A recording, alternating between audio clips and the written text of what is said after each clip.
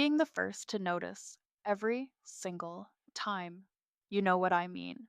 You're the one who notices the shoes in the hallway, the low toilet paper, the school flyer on the counter, the fridge light that's flickering, the way your kid's been extra quiet this week. You are the sensor, the radar, the one who constantly scans for what needs doing, fixing, planning, managing, or preparing.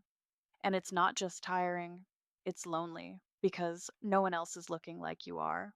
So no one else acts until you say something. The problem, noticing, becomes a solo job. Let's name this clearly. You don't just do a lot, you notice a lot first, and usually alone. And in family systems, the one who notices often becomes the one who acts.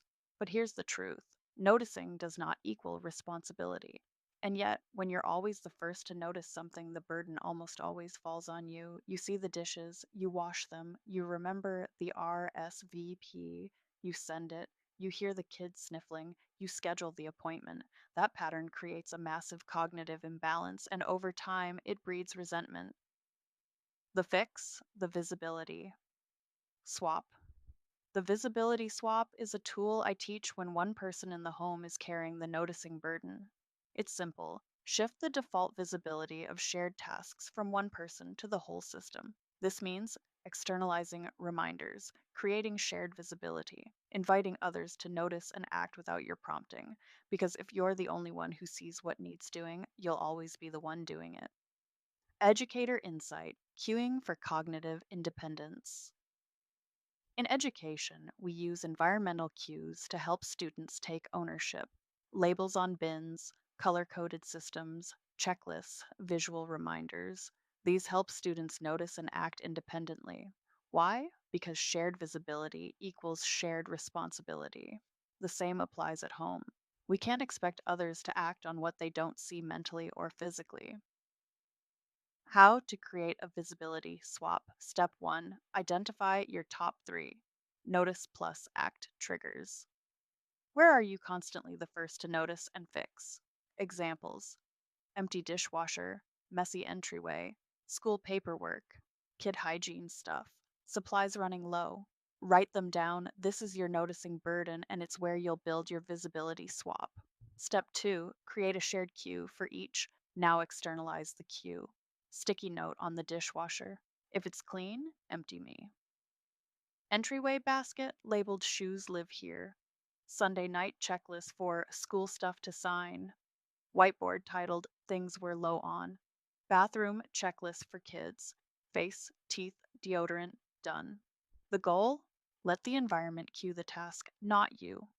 Step 3: talk about it, then step back. Let your partner or family know. I realized I've been the only one noticing these things, so I'm making them visible for everyone. Then stop announcing them. Stop prompting, let the cue speak. It won't be perfect at first, but it will start building shared awareness. Because when others can see what you see, they're more likely to do what needs doing. Real talk.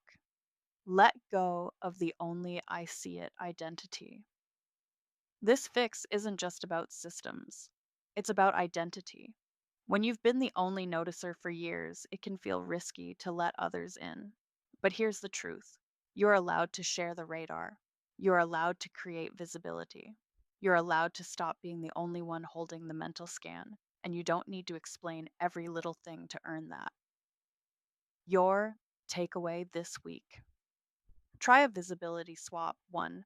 Identify 3 things you always notice plus act on 2. Create visible cues or systems for each 3. Let others respond without prompting. 4. Revisit and refine weekly. You deserve a home where everyone sees the mess, the needs, the gaps, not just you. You're not the only adult. You're not the family command center. You're allowed to look away sometimes and still have things get done. You've got this.